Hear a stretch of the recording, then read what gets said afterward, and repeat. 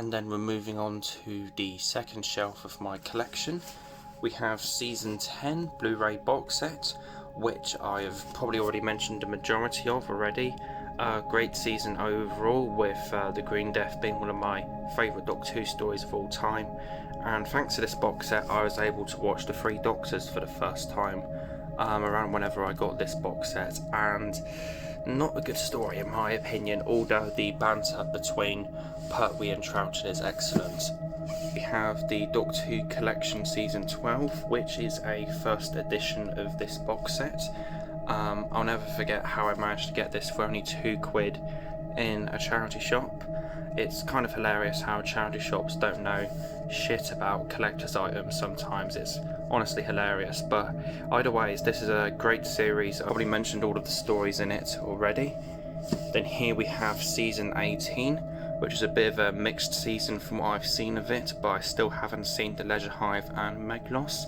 This was the first Blu-ray box set of classic Doctor Who I got out of this range.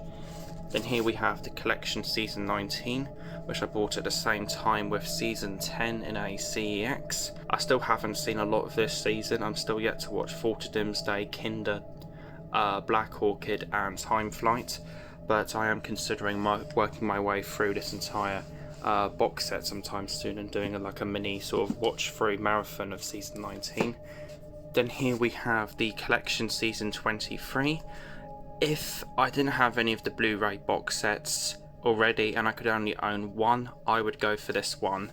But yeah, I've already mentioned my love for the Trial of a Time Lord, and I am a very gullible person towards Gallifrey continuity and what have you, because I absolutely love that stuff. But yeah, fantastic series overall, and I just absolutely love the Trial of a Time Lord. I think it's great.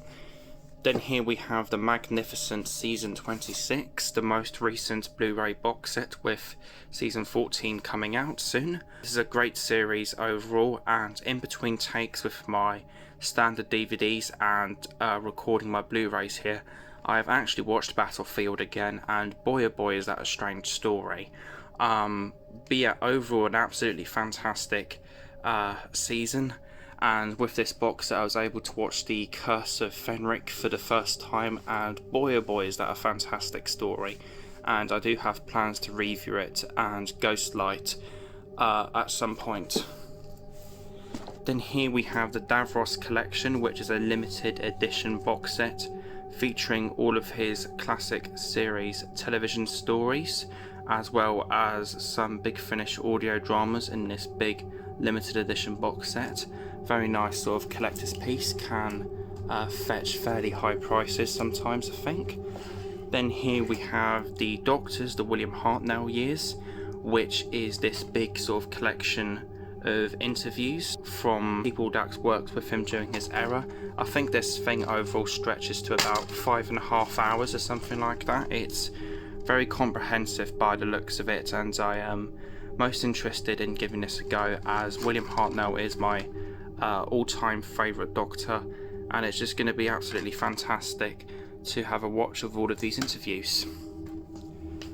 Then here we have the Dalek Collection, which is the 2 Dalek movies in this DVD set, which I've owned since I was a kid. As you can see, it's pretty tatty but still holding up pretty well. Yeah, need to get them on Blu-ray at some point. Would love to track down the steelbooks. Then here we have Spearhead from Space, which is the standard sort of Blu-ray edition. Would be cool to find the steelbook, one of my favourite stories. The Macra Terror steelbook, which is a great Patrick Troughton story. I do need to track down the Power of the Dalek steelbook, but that could be kind of tricky. Then here we have the Series 1 steelbook, which is missing a little slip card that comes with the box set brand new. But yeah, I found this as it is in a CEX for £18 about a year or so ago, and I can't really complain because it's a very rare item, and getting it for £18, even missing the little slip card, is probably a miracle. But yeah, then we have Series 3 steelbook, which I recently acquired. Then the Series 4 steelbook as well, which I also recently acquired. I would love to track down the Series 2 and Specials Steelbook at some point, for a reason that I'm going to get into fairly soon. Then here we have my new series DVDs. We have Series 1 Volume 1, Volume 2, Volume 3 and Volume 4 there. Of course, a fantastic series and an amazing way to reboot Doctor Who. Then here we have Series 2 Volume 1, 2, 3, 4 and 5. Pretty good opener season for David Tennant. Then here we have the Christmas special, The Runaway Bride. Then here we have Series 3 Volume 1, Volume 2, the animated thingy, The Infinite Quest, which was screened midway through Series 3 I think, so I've just kept it in the middle. Volume 3 and numero 4 at the end there. Another great series for Tennant. Voyage of the Damned, which I don't like too much. Then here we have Series 4 Volume 1, 2, 3 and 4, which is another absolutely fantastic series for David Tennant, and I'm very happy to own the steelbook as it does have some extreme highlights in it, such as Turn Left, the Vasta Narada two-parter and Midnight. As you can see, this Volume 4 copy is hand-signed by Camille Coduri, who played Jackie Tyler. I got to meet her at Belfast Comic Con a couple years ago. The Next Doctor, the 2008 Christmas special, which is a pretty interesting little Christmas special. I quite like the Cyber Shades, but the Cyber King or whatever it was a bit stupid. Then here we have Planet of the Dead, which is pretty underrated in my opinion. Another little random animated thing they did partway through these specials. Dreamland. The story to this is really good, but the animation's a bit odd in my opinion. And we have the Waters of Mars here. I haven't seen this one in a while, but I do remember it being pretty fantastic if I remember right, and is probably the last hurrah for David Tennant's era in my opinion. Then here we have The End of Time Parts 1 and 2. Yeah, it's alright. There's some parts to it that I really hate, but there's some parts to it that I really like. I really like how the 10th Doctor says goodbye to all of his companions at the end of part 2, and the Gallifrey stuff and Timothy Dalton's pretty interesting. And this for me here is when I kind of stop with new series Doctor Who, as for me, whenever Russell T Davies left, the new series kind of stopped being good in my opinion. Don't get me wrong, there is some great episodes, even brilliant episodes, some even good series after Russell T Davies left, like Series 5, which we're about to get into, but what came after Russell T Davies leaving, and with kind of like Stephen Moffat onwards, it just became too inconsistent overall for me to kind of like really love as a whole. Then here we have Series 5 Volume 1, Volume 2, Volume 3 and Volume 4, which is a pretty good series. I quite like the Pandorica opens and the Big Bang. I quite like that one, but Series 5 Volume 2 is a bit funny kind of looking back on it. It kind of mucks around with the Weeping Angels a bit and kind of makes them a little less scary in my opinion, but not as much as Angels in Manhattan did, where Stephen Moffat completely forgot what the Weeping Angels were basically, even though they were his own creation and he wrote Angels in Manhattan somehow.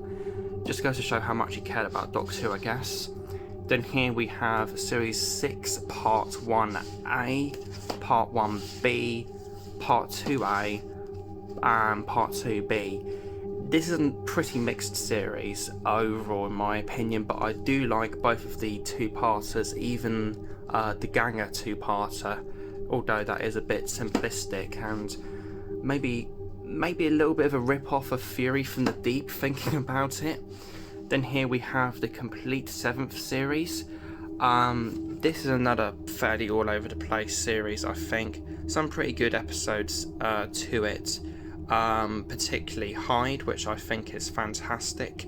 but then you've got some real stinkers in here, such as The Widow and the Wardrobe, Asylum of the Daleks, The Angels Take Manhattan, and Cold War, where I think, if I remember right, the whole premise and why people watched Cold War was because there was an Ice Warrior in it, but the entire episode was just 45 minutes of the Ice Warrior standing there, if I remember right. I'm pretty sure that episode was something along the lines of that. Then here we have the 50th anniversary collector's edition, limited edition, which is the sort of limited edition Blu-ray version of this set that came out a few years ago. Kind of styled like the moment. But yeah, this is an absolutely fantastic box set, and it has an adventure in space and time in it, which is absolutely fantastic, but I do need to get some standalone releases of it for the collection. Then here we have a brand new copy of the complete 8 series.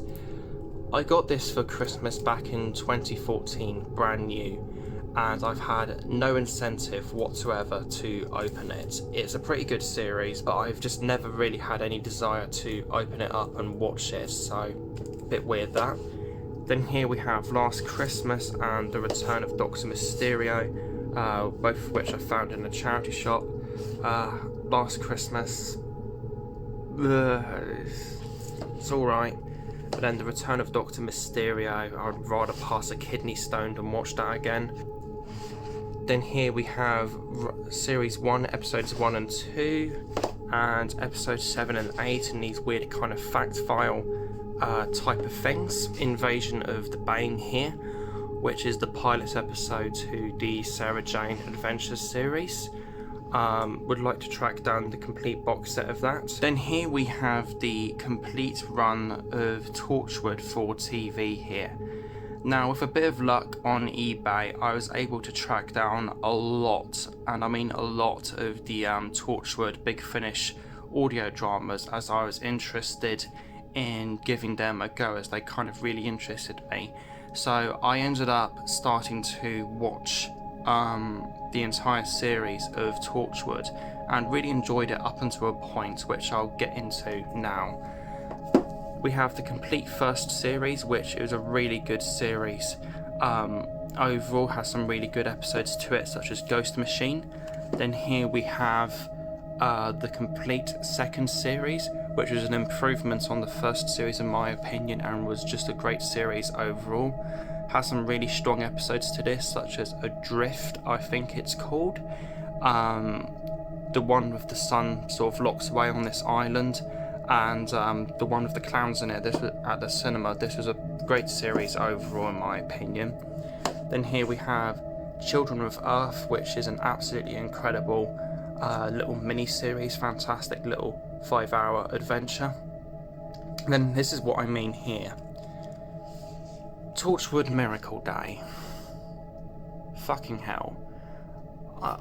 I was willing to give this a chance. In fact, I was kind of excited to give this a chance because the premise itself sounded really, really good. But then I watched the first episode and decided not to watch the rest. Because the first episode of this series is, without question, the worst episode of television I have ever seen in my entire life. Poorly edited, poorly written, poorly directed, so many silly moments in it, horrible acting, horrible lines, lacks in character logic. It is just simply the worst episode of television I have ever seen, and I refuse to watch the other 9 episodes of Torchwood Miracle Day, because I don't want to sit through another 9 episodes of what I just saw of the first episode in this series, and it's just baffling to me that I managed to watch something worse than Twice Upon a Time in the Doctor Who canon. And so there was my Doctor Who DVD collection for May 2020. As you may or may not know, and may be able to gather, this project overall was fairly delayed. It was originally going to be uploaded as one 46-minute video, but problems arose with that, and I decided to split it into the 3 parts that you have seen today. And over those delays within the video project have caused kind of I guess you could say continuity problems with what I say in the video itself. Big example of that is The Day of the Doctor. As you probably noticed in this video earlier, I actually skipped over the standard DVD that I have in my collection. And this was because I had watched The Day of the Doctor in between recording and the release of this video, and I now have very different opinions on it now than what I did and what I had said in the clip. So I just thought it'd be easier just to cut that moment out of the video and just sort of explain it here at the end. And may have looked a bit jarring as well if I just decided to re-record just a little insert for The Day of the Doctor standard DVD as well and just spliced it within this video. And to note, I've also not been able to obtain a copy of the Series 12 Steelbook or a copy of Season 14 yet. Good luck to myself with Season 14. But in other news, I now have a copy of the Faceless One Steelbook, which I wasn't able to acquire in time for the recording of this now DVD collection mini-series because I was uncertain as if Amazon would be able to ship it or not, but I've been able to get a copy, and that will be my next video, an unboxing on the Faceless One Steelbook. So stay tuned for that. By the way, like, follow, comment, subscribe. I hope you guys enjoyed this kind of 3-part mini-series on my Doctor Who DVD collection for May 2020. But yeah, so like, follow, comment, subscribe. I hope you guys enjoyed this video. Pitch Girl Black, dematerialising.